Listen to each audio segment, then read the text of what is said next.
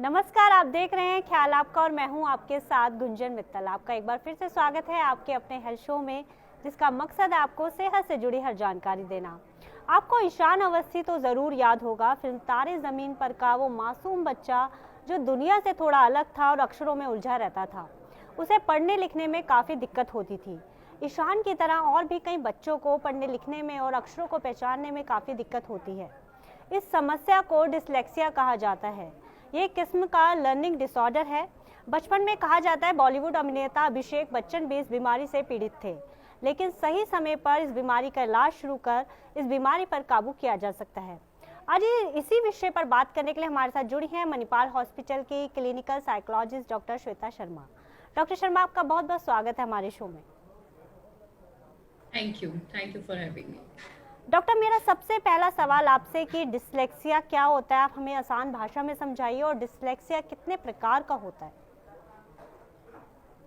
जैसा कि छवि आपने बोला कि डिसलेक्सिया एक तरीके से लर्निंग डिसऑर्डर है, हम इसे लर्निंग डिसेबिलिटी कहते हैं। डिसलेक्सिया लर्निंग डिसेबिलिटी का एक प्रकार है।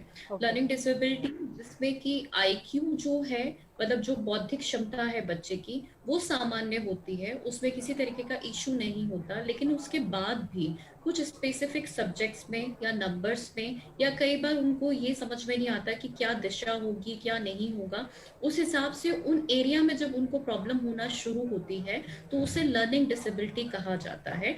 जिसमें कि डिसलेक्सिया एक प्रकार है जिसमें स्पेलिंग्स को लेते हुए, कंप्रहेंशन को लेते हुए उन्हें पढ़ने लिखने में दिक्कत होगी, थोड़ा सा धीरे पढ़ेंगे, पूरे शब्दों को एक साथ मिला के नहीं पढ़ पाएंगे। कई बार वो शब्दों को मिरर इमेज में बनाएंगे, जैसे कि आप लोगों ने देखा था मूवी में कि वो बी को डी बनाते हैं, डी को बी बनाते हैं, इसे मिरर इमेज कहा जाता है।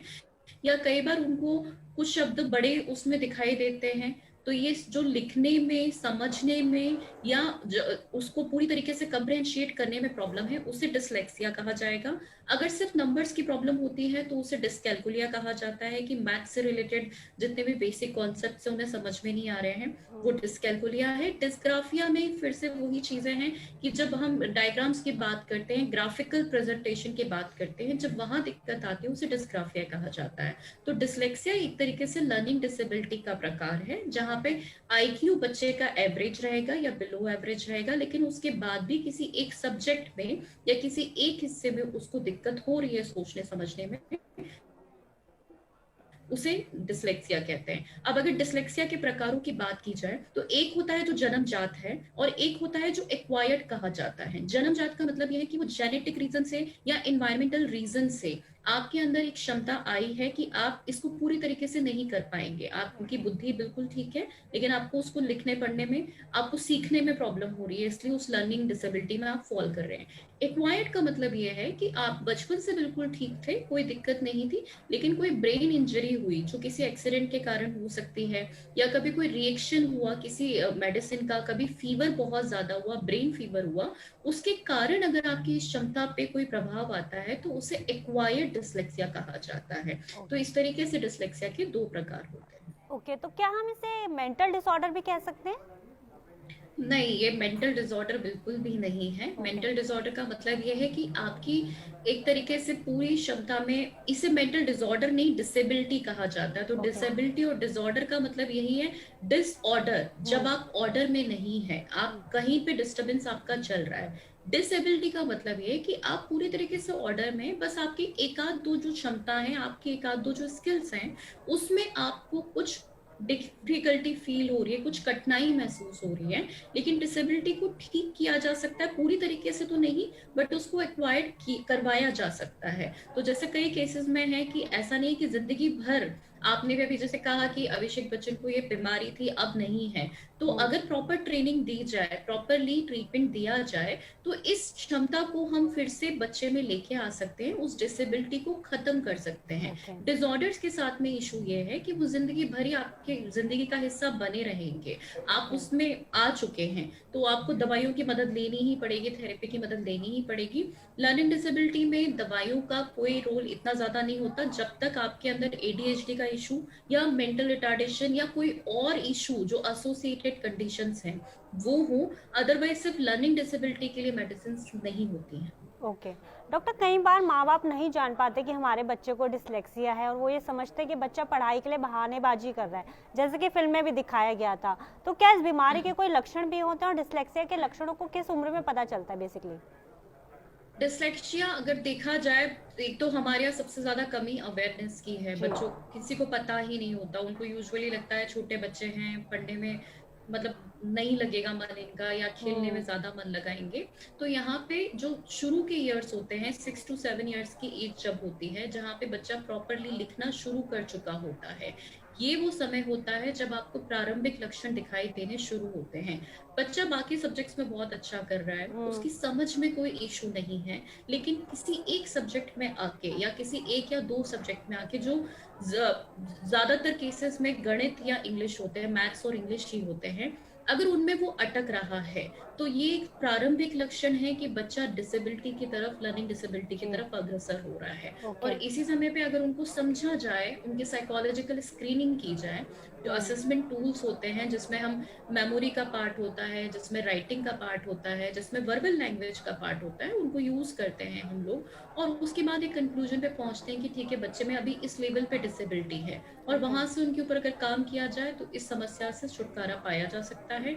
बट मैक्सिमम केसेस में क्योंकि बच्चों कोई समझ पाता नहीं है, और वो बच्चे एक तरीके से पूरी तरह से बुली होते हैं, क्लासेस में भी उनको टीचर से डांट पड़ती है, घर पे भी उनके साथ एनवायरनमेंट बहुत गलत हो जाता है, और जब तक वो बच्चा हमारे पास आता है तब तक वो एक सीवियर लेवल पे पहुंच चुका होता है। और हमारी सोसाइटी में तो कंपैरिजन का भी बहुत वो है कि उसका बच्चा बेटर कर रहा है, उससे भी बच्चे में बहुत ज्यादा हीन भावना आ जाती है।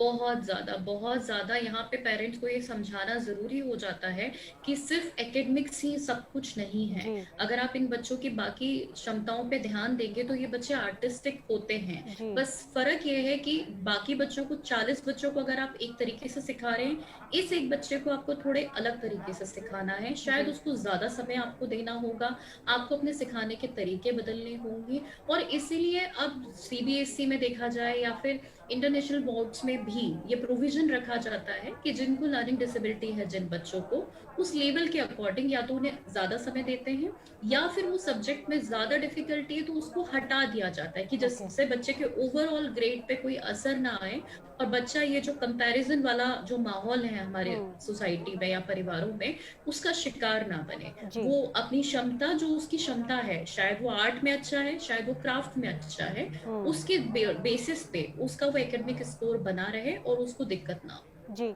मैं इसके बारे में जब पढ़ रही थी तो इसमें ये भी लिखा था लक्षणों में कि जब बच्चा थोड़ा लेट बोलना शुरू करता है या फिर एक ही वर्ड को 2 बार दोहराता है, किसी चीज पर फोकस नहीं कर पाता, तो ये सब भी इसके लक्षण होते हैं छोटी एज में। ये, हाँ जी, इसको डेवलपमेंटल माइलस्टोन्स बोला जाता है। तो किसी भी बच्चों से रिलेटेड जितने भी डिसऑर्डर है या डिसेबिलिटी है, जब बच्चों की बात की जाती है, हमारा एक प्राइमरी काम होता है क्लिनिकल हिस्ट्री लेना।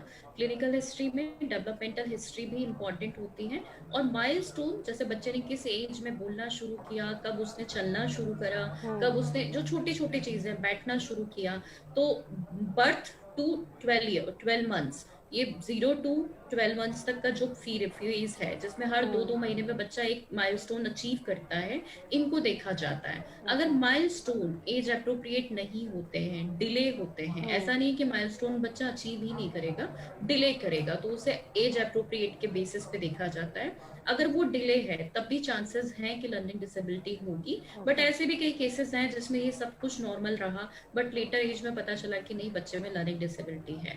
स्पीच इसलिए इम्पोर्टेंट है, जो आपने पढ़ा आर्टिकल, उसमें इसलिए आपको ये मिला बिकॉज जब बच्चे को वो इनपुट ही नहीं मिला है तो वो स्पीच में क्या प्रोड्यूस करेगा। मेमोरी का पार्ट इसलिए ही चेक किया जाता है कि बच्चे ने एक परसेप्शन लिया, स्टिमुलस से सीखा, और उसे ही वो आगे प्रोड्यूस कर रहा है। तो अगर वो आया ही नहीं है तो वो स्पीच में प्रोड्यूस क्या करेगा। इसलिए स्पीच का रोल यहाँ इम्पोर्टेंस रखता है। ओके, तो क्या इसका पता लगाने के लिए किसी तरह का क्वेश्चंस और साइकोलॉजिकल टेस्टिंग होती है? हाँ जी, बिल्कुल होती हैं।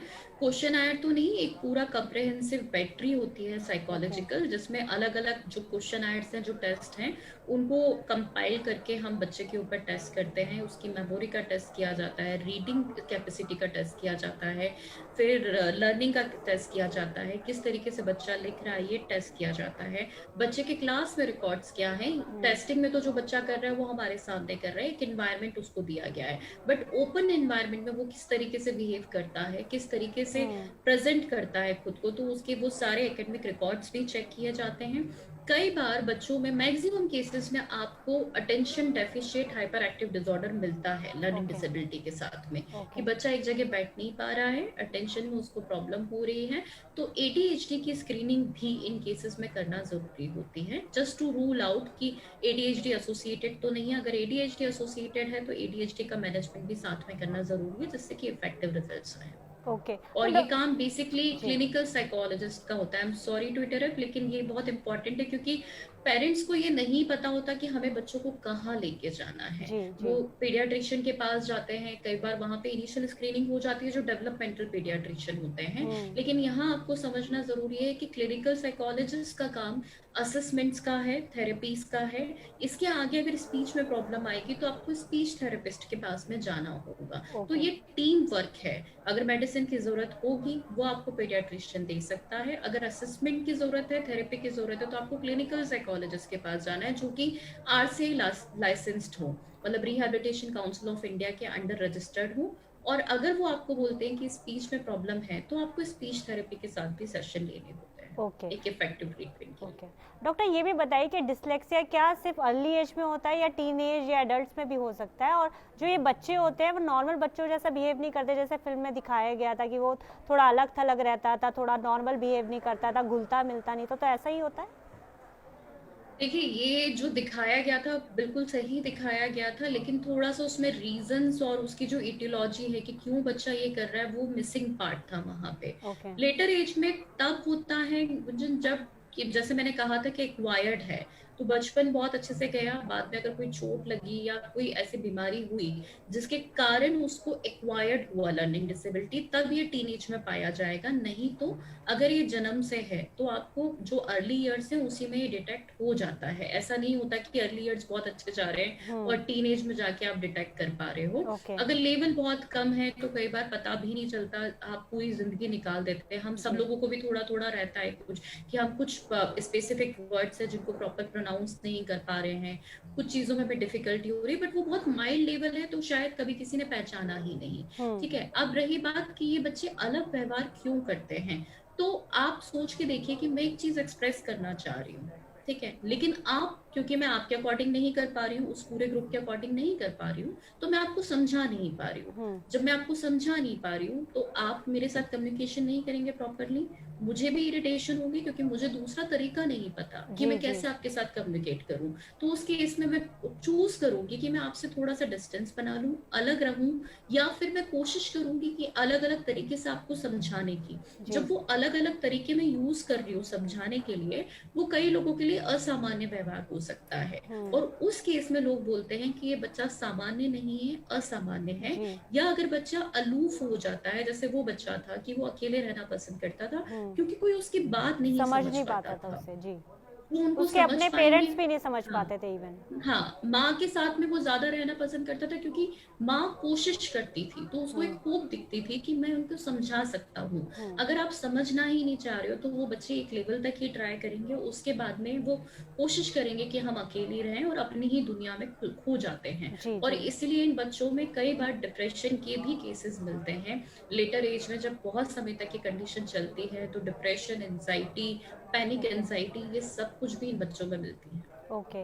आप मुझे ये बताइए कि जो ये जैसे आपने अभी शुरुआत में कहा था कि इन बच्चों को थोड़ा अलग ध्यान दिया जाता है, अलग पढ़ाई कराई जाती है, अलग तरीके से पढ़ाया जाता है, तो किस तरह से इन बच्चों को पढ़ाया जाए, पढ़ना लिखना सिखाया जाए? क्योंकि हमारे समाज में तो पढ़ाई लिखाई बहुत ज़्यादा ज़रूरी मानते हैं।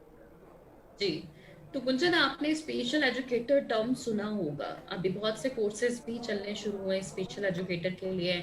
थैंकफुल टू गवर्नमेंट की कम से कम उन्होंने पोस्ट निकालना शुरू की है। तो स्पेशल एजुकेटर का काम यही होता है कि जिन बच्चों में लर्निंग डिसेबिलिटी है, एडीएचडी है या ऑटिज्म के केसेस है, मतलब जहाँ पे एक अलग लर्निंग स्ट्रक्चर आपको देना है, तो वो बच्चों की पर्सनालिटी को समझते हुए, उनकी नीड को समझते हुए अलग तरीके से, एक जो क्लासरूम टीचिंग हो रही है कि मैंने एक साथ सारा लेसन पढ़ा दिया, हमने उनको रिवाइज करने के लिए बोला, हमने उनको लर्न करने के लिए बोला और टेस्ट ले लिया, इन केसेस में बच्चों को एक्सपेरिमेंटल वे में सिखाया जाता है। कई बार प्रिटेंड प्ले भी यूज किया जाता है।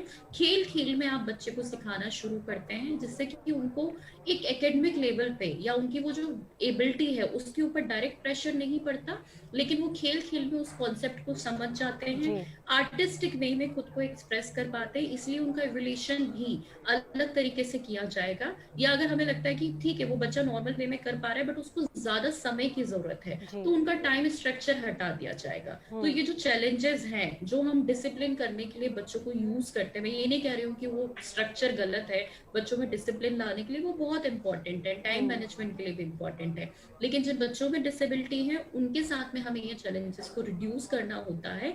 उसे स्पेशल वे बोला जाता है, स्पेशल एजुकेटर की मदद ली जाती है। स्पीच थेरेपी का रोल होता है कि अगर वो बोल नहीं पा रहा है तो उसको कैसे आर्टिकुलेट करना सिखाना है, उसको कैसे डिफरेंट वे सिखाना है जिससे कि वो अपनी नीड्स को प्रॉपरली एक्सप्रेस कर सके। इन सारे तरीकों से बच्चों को आगे बढ़ाया जाता है या एक सेम लेवल पे लेके आया जाता है, जिससे कि वो अपनी उम्र से कमतर महसूस ना करें और उनके अंदर ये जो एक हीन भावना है, इंफीरियरिटी जी कॉम्प्लेक्स है, जो पेरेंट्स में भी आता है, इन बच्चों में भी आता है, वो कभी ना आए। जी डॉक्टर, जैसा कि आपने बताया कि डिसलेक्सिया का इलाज जो है वो क्लिनिकल साइकोलॉजिस्ट करते हैं, तो आप मुझे इसका इलाज बताइए कैसे किया जाता है और कौन सी टेक्निक्स और थेरेपीज़ हैं जिससे इसका इलाज किया जा सकता है ताकि जो बच्चा है वो आगे चलकर एक नॉर्मल लाइफ जी सके। गुंजन, मैंने ये टीम वर्क है, जैसे कि इनिशियल में यूजुअली अभी तो पेरेंट्स को बहुत हद तक पता है, पेरेंट्स अवेयर हैं। दिल्ली एनसीआर की अगर बात किया जाए या मेट्रो सिटीज की बात किया जाए तो वहां पे पेरेंट्स डायरेक्टली हमारे पास वॉक इन करते हैं कि मेरे बच्चे में इशू आ रहा है और हमें कंसल्ट करना है। ओके स्कूल्स भी बहुत ज्यादा अवेयर हो चुके हैं, स्कूल्स में सभी में काउंसलर्स रखे जाते हैं, स्पेशल एजुकेटर रखे जाते हैं। ये सीबीएसई का एक रेगुलेटरी टर्म है कि रखना जरूरी है। तो यूजुअली आइडेंटिफिकेशन तभी हो जाता है, कई बार पेरेंट्स जब सेंसिटिव होते हैं तो वो 3 से 4 साल की एज में समझने लगते हैं कि कुछ प्रॉब्लम हो रही है। जी अब बात आती है ट्रीटमेंट की। ट्रीटमेंट के पहले एक प्रॉपर डायग्नोसिस की जरूरत है, early diagnosis and proper diagnosis, कि ओके बच्चे में सिर्फ लर्निंग डिसेबिलिटी है या उससे एसोसिएटेड कोई कंडीशन तो नहीं है।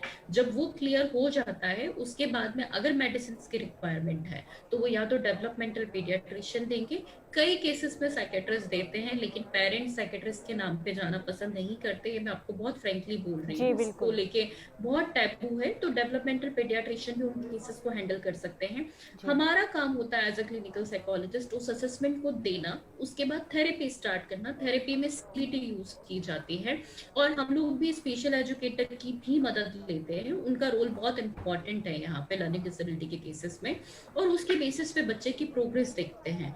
तो जो असेसमेंट टूल मैंने आज यूज किया, मैं आपको थेरेपी अगर दे रही हूँ, बिहेवियरल थेरेपी, जिसमें बिहेवियर मॉडिफिकेशन किया जाता है, बच्चों को, पेरेंट्स को साइको एजुकेट किया जाता है कि उनका एनवायरनमेंट कैसे मेंटेन किया जाएगा, क्योंकि जी एनवायरमेंटल फैक्टर्स को कंट्रोल करना इंपॉर्टेंट हो जा रहा है। पर्सनालिटी में जो डिफॉर्मेशन होने के चांसेस है उनको कैसे कंट्रोल किया जाएगा, ये सारी चीजें हमारा काम हुआ। स्पेशल एजुकेटर का काम है अलग तरीके सिखाना कि जी एक सब्जेक्ट को जो समझ में नहीं आ रहा है उसे अलग तरीके से कैसे समझाया जा सकता है। जब एक 3 महीने के बाद, 6 महीने के बाद, ये डिपेंड करेगा कि बच्चे की लर्निंग कैपेसिटी कितनी है, आईक्यू लेवल कितना है, फिर हम रिव्यू करते हैं कि कितना इंप्रूवमेंट आया है। अगर इंप्रूवमेंट आ रहा है, सिग्निफिकेंट है, तो हम उसी तरीके को आगे बढ़ाएंगे। अगर हमें लग रहा है इंप्रूवमेंट नहीं आ रहा है तो हम तरीकों को चेंज करेंगे। ओके थेरेपीज में बहुत तरीके के प्रकार हैं, लेकिन यूजुअल जो इसका फॉर्म है वो कॉग्निटिव बिहेवियर थेरेपी है, कि एक हमें कॉन्सेप्ट चेंज करना है, बच्चे के दिमाग का परसेप्शन, और उसके साथ माँ बाप के परसेप्शन को भी चेंज करना है कि वो जो भी है, बच्चा जैसा भी है आपका, उसको हाँ आपको एक्सेप्टेंस लेके आना जी है। तो एक्सेप्टेंस थेरेपी बहुत हद तक काम करती है। अगर एक्सेप्टेंस होगा तो बच्चे को पूरा सपोर्ट मिलेगा, कॉन्फिडेंस आएगा और बच्चे वहीं में। पे अगर आप कॉन्फिडेंस आएगा, बच्चा एक्सप्रेस करना सीखेगा, अपनी पर्सनालिटी को आगे आके रखना शुरू करेगा। जी अगर वो एक्सेप्टेंस नहीं है तो बच्चा जो थोड़ा बहुत भी एक्सप्रेस करना चाह रहा है वो भी करना बंद कर देगा। जी तो बिल्कुल। ये सभी तरीकों को देखते हुए कि उसका सोशल एनवायरनमेंट कैसा है, उसका इकोनॉमिक एनवायरनमेंट कैसा है, पेरेंट्स का नेचर कैसा है, वो किस तरीके के स्कूल में जा रहा है, ये सबको ध्यान में रखते हुए ट्रीटमेंट पे ध्यान दिया जाता जी, है। तो फैमिली ये और जो ऐसा नहीं है कि एक समाज है वो बहुत जनरलाइज, बड़ा, हाँ हाँ जी, रोल निभा सकता है बच्चे के लिए। उसमें कॉन्फिडेंस डेवलप हो जी, ताकि वो बच्चा एक नॉर्मल लाइफ जी सके। डॉक्टर आपका बहुत बहुत शुक्रिया हमारे साथ जुड़ने के लिए और हमारे तमाम सवालों के जवाब देने के लिए। Thank you so much doctor. Thank you so much. तो जैसा कि डॉक्टर ने बताया कि डिसलेक्सिया एक लर्निंग डिसऑर्डर की तरह है जिसमें बच्चे को पढ़ने और लिखने में दिक्कत होती है। यदि आपके बच्चे को भी पढ़ने में और अक्षरों को पहचानने में दिक्कत हो रही है तो तुरंत अपने डॉक्टर से सलाह लें ताकि आपके बच्चे की पढ़ाई में कोई रुकावट ना आए और वो अच्छे से पढ़ लिख सके। अब हमें दीजिए इजाज़त, हम कल फिर हाजिर होंगे एक नए विषय के साथ, एक नए गेस्ट के साथ। तब तक आप अपना और अपनों का ध्यान रखें। चलते चलते हम आपको बताना चाहते हैं TV9 डिजिटल के न्यू इनिशिएटिव TV9 वैन के बारे में। आखिर क्या है इनिशिएटिव, आइए देखते हैं इस छोटी सी वीडियो में। Today, doctors are busier than ever providing care and advice to patients. And the reality is that an average patient now spends much more time in the waiting room than in the doctor's chamber. With such a captive audience, it's time to put their wait time to good use. Introducing TV9 Waiting Area Network that provides premium patient engagement experience through engaging and informative videos. These videos are created keeping in mind an Indian patient seeking medical attention. TV9 Waiting Area Network provides a perfect platform for educating the patients on everything a doctor's practice has to offer while elevating the doctor's brand at the same time. As a doctor, all you need is to have Wi-Fi at your clinic and we'll take care of the rest. We provide you with a TV, a media player, your clinic profile, and a playlist customized as per your practice. Combine all this with the regular news updates from TV9 and you have an awesome branding and marketing tool for your clinic. Write to us at van@tv9.com and we'll get in touch with you to set up our solution at your premises.